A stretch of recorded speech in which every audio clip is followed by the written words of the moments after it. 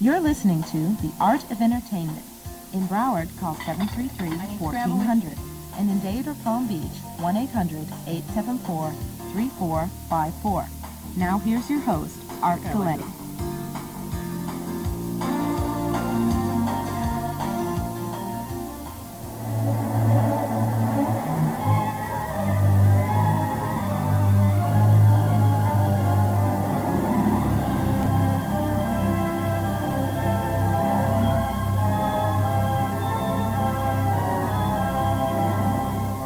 Nichols to our show. Thank you very much for coming on. Thank you, Art. It's good to be with you again.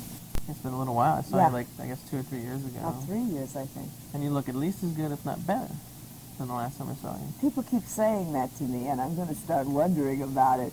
You do. You look gorgeous. Thank you. Thank you. You know, actors have real egos.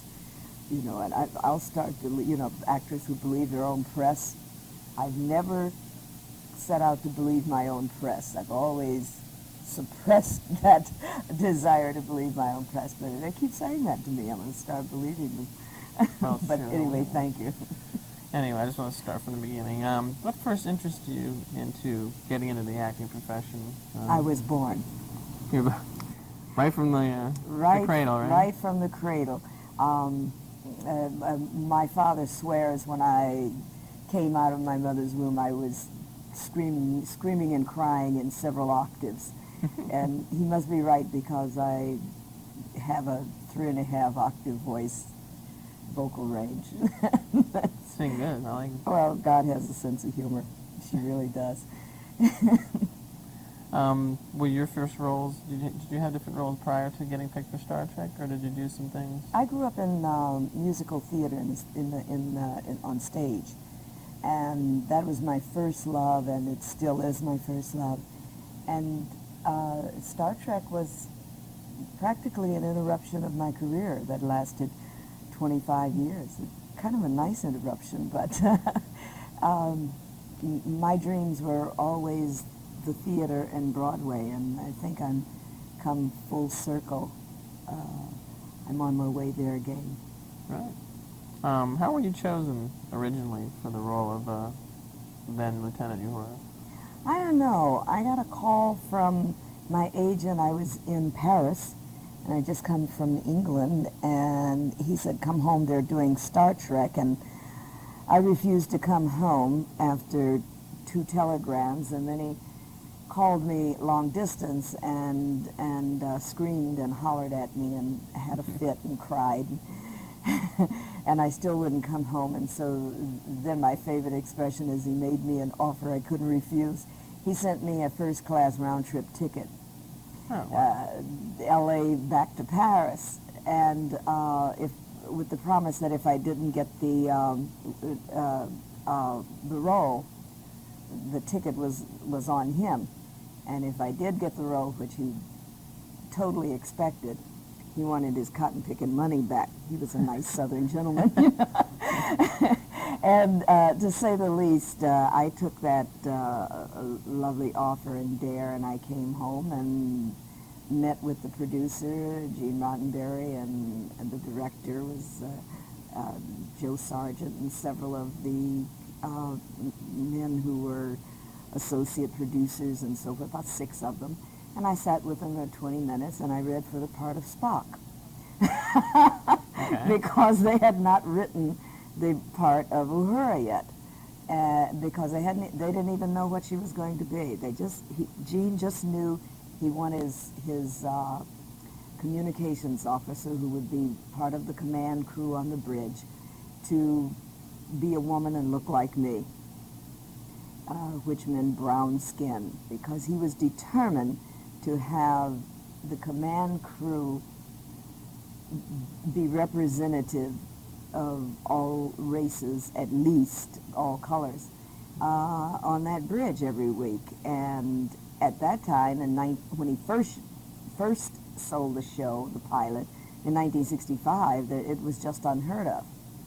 And so when the show finally, after 2 pilots were made and finally sold, he was free to make some changes. So he told NBC and the studio that he intended to make a couple of changes on the bridge because he just wanted to add a little color to the bridge. And they said, fine with me. Little did they know, while they were thinking he meant wardrobe change, that he meant people change, person change, and that person turned out to be me.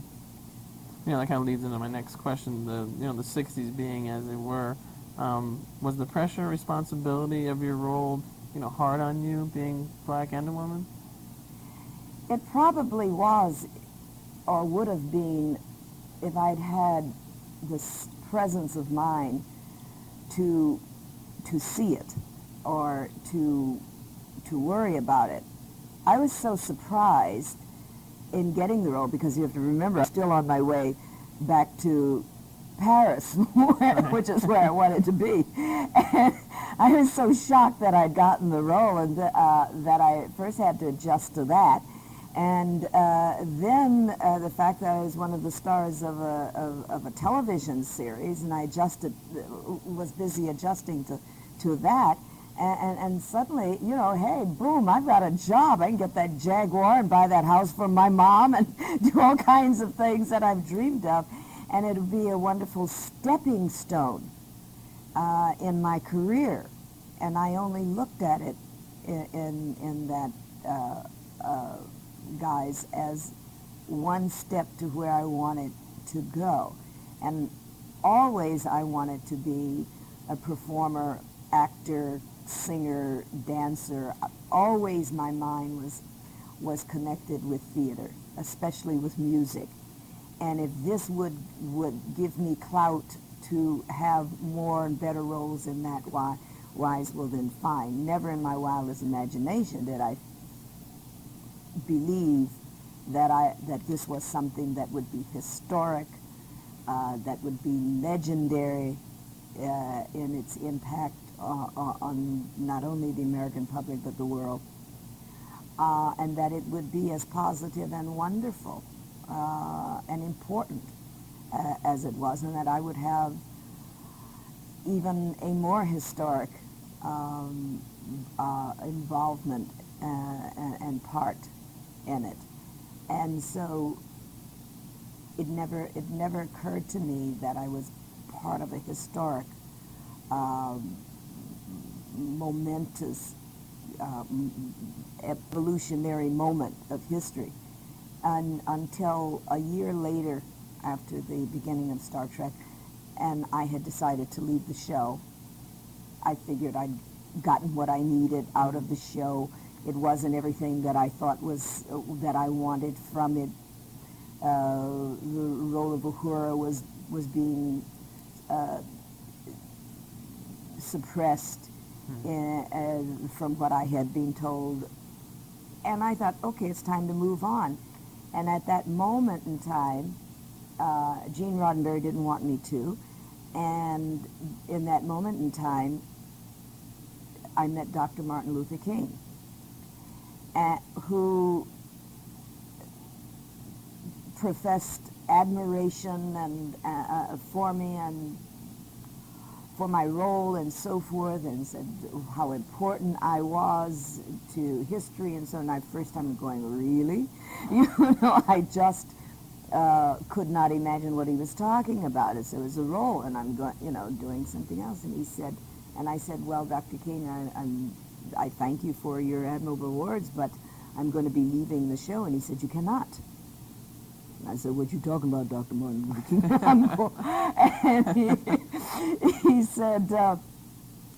And he said, you don't understand, do you? The impact and the importance of your position and your position in history as well as on that show. So I thought he meant as a role model for black children and women, and I said, well, I understand that. And he said, no, much more, even more than that. You are first, don't you realize that? And I'm trying to think, well, there have been other black people on television, surely. And he said, no, it's not a black role.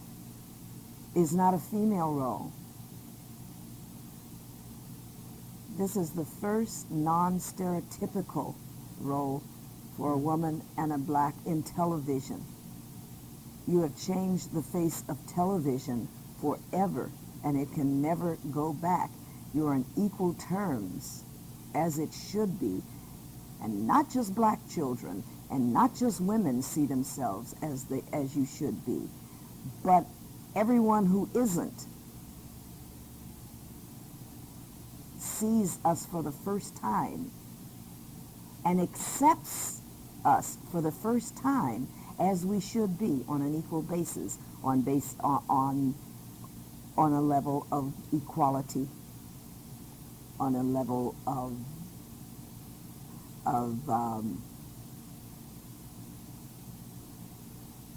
on a level of, can you do the job? And so it became, to me, I recall his saying, you know, when you're on that screen, you're 10 feet tall because you were qualified. That's why Uhura is on that 5-year mission, because she qualified. Not because she was black for a quota, not because she was a woman and we not need to even it out. He says because she was qualified. And that's what the world needs to see, us as we should be. And the manner in which you created that character with dignity and beauty and intelligence and compassion, that is what is important. And I had always deemed Martin Luther King as my leader in terms of social status and where I and society should be, and I had no doubt would be moving. And so he said I could not leave, and I did not leave. And I've never regretted it. And I must say I have not regretted it. One of the things I want to ask you is what's gone through your mind, and what have been your feelings now that you're looking back and saying, wow, I've been connected now with Star Trek for 25 years. The silver anniversary doesn't happen to many television programs or to people you know, such as yourself. It's really phenomenal, isn't it? It's amazing. I mean, I love it because I can see it going on forever, and I think that's part of the key. You know, that it can go on forever, and obviously I see no letting up, you know, as to what's happening. But I know back then you weren't envisioning it ever to go this long. Of course not. You know, do you see it going on for many years to come? Is it something that you hope to keep seeing? Well, possibly, or at least a message? Possibly, and it doesn't really matter because the statement, the reality, it has become a reality. The historic phenomena has taken place. And so it is, and so it always shall be if there never is another one. Your place in history is secured. That place in history is secured. It is a fact. But what is wonderful in the involvement with Star Trek and the experience of creating this lovely lady, I regard her as my great-great-great-great-great-great-granddaughter, you see, because she lives in the 23rd century, and I've been very involved with the space program in the 20th century. So I have had my hand and responsibility in setting the ground floor in the space program and helping secure it and making a safe and sound civilian space program, so that a Star Trek universe can certainly become a reality in or before the 23rd century. So I think, you know, I breathe life into this character, but I also did my part in setting the groundwork for her. You're setting her reality. You're setting the real things in motion. Exactly. You know, which is great. Exactly. so that Star Trek does not become simply a fiction, but a projection of what we here on Earth are doing today. But Which science fiction does a lot. of course it does. In many Exactly, ways. exactly, because it projects what it can be, and then you just, it's almost like an extrapolation of what we can dream and think of today, and then set out to become. If that makes sense. Makes sense to me. You guys, make sense to you guys? No, you're exactly right. But one of the wondrous things about being involved with Star Trek is that Nichelle Nichols' career has come full circle. I started out with the dream and the desire to perform and become a musical theater performer, star, whatever. And of course, Star Trek in its way has provided that entree, albeit longer walk than I had imagined taking. Well, it's that Yellow Brick Road thing, you know. Yes, but today my career is more exciting than ever. I have a one-woman show called Reflections, in which I recreate 14 legendary women entertainers. Wow.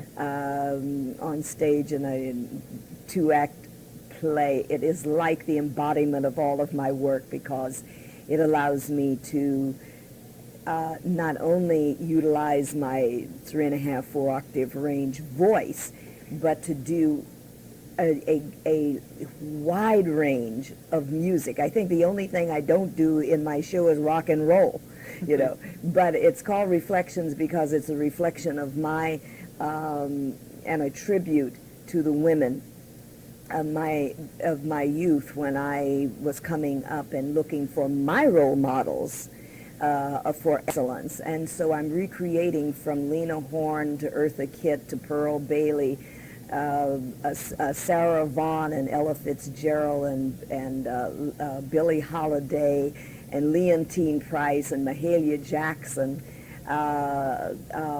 Catherine Dunham and Florence Mills and Ma Rainey and Bessie Smith. I mean, I just am having a ball. So I'm doing from jazz to blues to show tunes, ballads, pop, gospel to opera.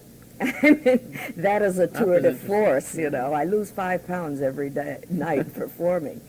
Is this only in California? Or we opened in Los Angeles about a year ago now, to rave reviews, which surprised me because I was so busy putting the show together.